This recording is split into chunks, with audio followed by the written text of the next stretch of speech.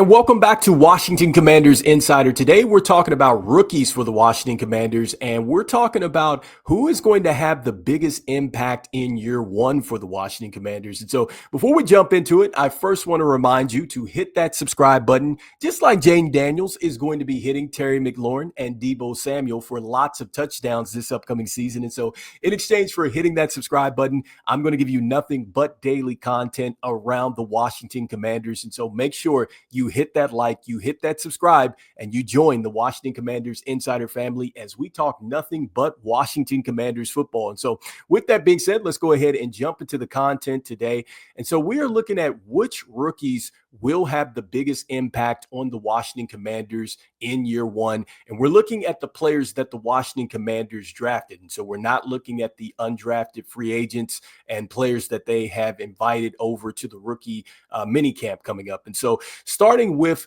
the first round selection here in Josh Conerly Jr. And so I think that he is certainly going to be an impact for the Washington Commanders. When you look at just his game film and the things that they talk about with him, just being a smooth pass protector, I think that that is certainly going to give him a real chance to be a starter from day one. And when you just look at how polished he is with his footworks and his mechanics, I mean, this is some stuff that you really have to teach a lot of linemen to get to that point when they get to the NFL. And it seems like he's already got a lot of those tools. And so I think that he's going to be right there as a player that could literally be a huge impact for the Washington Commanders from day one, especially when you're talking about maximizing the timeline with Jayden Daniels, because this is very important. When you're talking about protecting your franchise quarterback, you definitely need that. And I just wonder with Josh Conerly Jr., does he become one of the greats that we've had here at the Washington franchise? Because I'm thinking of a player like Chris Samuels. You know, he was an offensive tackle. He was a 6-time Pro Bowler. I think of a player that's currently playing right now in Trent Williams, right? And he was a 3-time All-Pro player. And so this is what I'm hoping that Josh Conerly Jr. turns into. And I think that the great thing with him is I think that the Washington Commanders can have a little bit of patience and kind of not have to throw him out there as a day one starter, because I think that there's different options that the Washington Commanders can maybe utilize early, because you still have Andrew Wiley, you still have Brandon Coleman, you brought in Nate Herbig as well. And so they have some different things that they can do on the offensive line, maybe until he's ready to become a full-time starter. But make no mistake about it, we'll see what happens. I do think that he is going to become a starter sooner than later for the Washington Commanders, and he's going to get a chance to compete. And that is something that is going to be across the board for this team in every position. It doesn't matter if you're a starter, doesn't matter if you were on the practice squad or coming off the bench last year. It is going to be an open competition. And so he has a chance to compete and perhaps be, you know, the starting right tackle for the Washington Commanders. But we'll see what happens. But I definitely think that he is going to have a say as far as being an impact player immediately for the Washington Commanders. And so next up, the next player that I think is certainly going to make an impact for the Washington Commanders is going to be Trey Amos. And with Trey Amos, I think that his path to being an impact player is right there. Like, I think it's immediate. I think with the things that he does, it immediately translates over to what the Washington Commanders want to do. And I think that with Coach Joe Witt Jr., defensive coordinator here for the Washington Commanders, I think that he definitely would want Trey Amos to be ready to go. And I think that when you look at the highlights for him, you read the draft profiles about him, everything seems like it would translate immediately in the NFL. And I just think that our secondary with Trey Amos, and then with a healthy Marshawn Lattimore, and then also too Mikey Sainristil, that secondary becomes dangerous. I think it almost becomes even more dynamic. And I think that that actually changes the course of the defense, because now when you're locking down even more in the secondary, you're almost kind of shrinking the field on an offense. And so Trey Amos, to me, he's the puzzle piece that I think immediately fits for the Washington Commanders. And I mean, immediately fits for like a piece that they needed. Because if you look at a lot of the mock drafts out there, they had the Washington Commanders taking a corner, they have them taking a running back, and they also have them taking an edge. And so Trey Amos certainly fits with what the Washington Commanders want to do, just the way that he's physical in the man-to-man type of defense that he's going to bring. And that's what we were looking for from Marshon Lattimore. He's a guy that is going to come up and bring a bit of nastiness to the running game too, as far as coming downhill and hitting. And so you love that. Needs to get a little bit better as a tackler, but he's terrific as an athlete. Went back and looked at another fact for him. He was a long jump state champ in high school, 22 feet he jumped. I mean, that's incredible athleticism. And this is a guy that knows how to use the boundary to his favor. He just immediately translates to a corner that is going to come in and be able to lock up the X receiver. So I'm super excited for him. I think he's the guy that has the most immediate maybe step towards being a starter.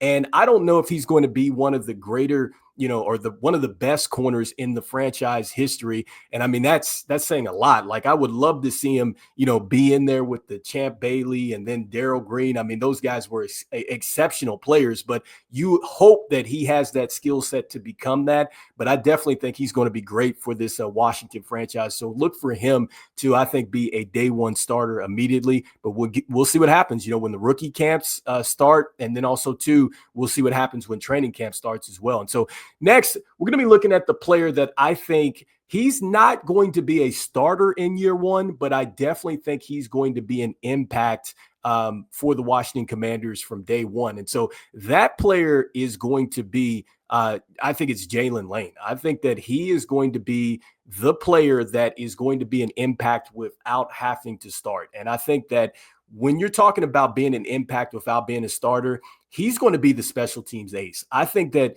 you put him at the punt returner position with what he can do as far as just getting his shoulders squared and going upfield. I think that we're going to be able to maximize the field position with him.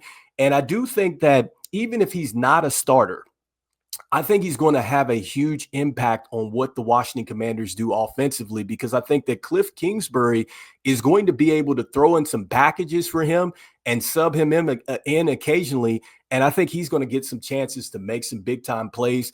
I compare him to a Jamison Crowder, and we know that Jamison Crowder has been terrific for the Washington franchise. I think he's more athletic and he has more speed. And I just think that you have got to find a way to get him on the field with that 4.34 speed. And you have to make sure you get him the ball as much as possible. So I don't think he's necessarily going to be a starter force at the wide receiver position. And especially with the durability that we had at that position last season. Now, I could see that maybe if it was the end of the year last year, you might see him out there. But this year, just with, how we've kind of beefed up the wide receiver room, I think he has some room to kind of grow into it. But special teams, be looking for him to be a contributor from day one, even in the kick game. As far as the kickoffs, I think he could do that as well. And so next up, the surprise player that we got that I think is going to be an impact. I think it's going to come down to Jacory Croskey-Merritt. I think that he's the player that's going to be the most surprising for the Washington Commanders in his impact. And I think that with him, he's coming in hungry. And I think that Adam Peters knows that. And I think that once he gets into that building with the way that the Washington Commanders compete daily, he is going to fit right in. And he's got a chip on his shoulder. And he's got some fresh legs. This is a guy that has been out, not necessarily out of football, because he's been practicing with the Arizona, the practice squad, but he hasn't been eligible to play games. And so I think that once he gets out there, you got some fresh legs. And I think that with what happened last season, if that were to happen again, where the running game slows down, we get some running backs that are banged up and things like that. I just think that Jacory Croskey-Merritt, if he gets in the game and he runs and shows us what we've been seeing in these highlights and things like that, he may get a chance and may not look back. Because I think initially, once he gets in there, you're going to see a guy that is just elusive. He's just a guy that seems to know just what to do once he gets into the hole and just kind of making a defender kind of miss. And I love the fact that he can do a little bit of both as far as with the speed and then also to the power. And I love the comparison that, he kind of gave himself, or at least one of the backs that he studies, with Alvin Kamara.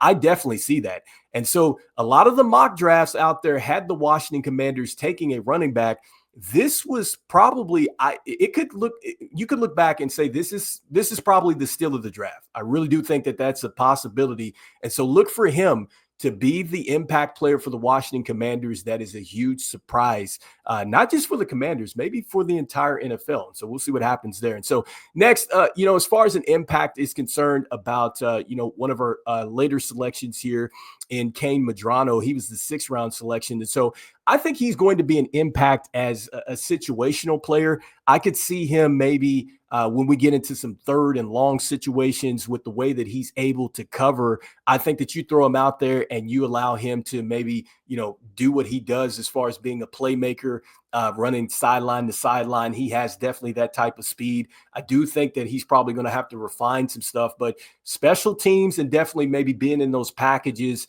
where we need to get some coverage. And, he's a guy that could perhaps turn a pass into an interception. If you look at, the highlights and stuff like that, very fluid with the way that he's in coverage and stuff like that. And so I think that that's where his real impact is going to be. It's going to be special teams, and then also to maybe just being a specialist on third down. And so anyway, let me know in the comments here what you guys are thinking. Who do you think is going to make the biggest splash as a rookie? Who do you think is going to make, just who's going to be the day one starter for the Washington Commanders? Who do you think after the rookie camp and then also to the training camp, they're going to turn into a day one starter? I'd love to hear what your thoughts are out there. So anyway, as we always say, go Commanders, and I will see you guys on the next one. All right, peace.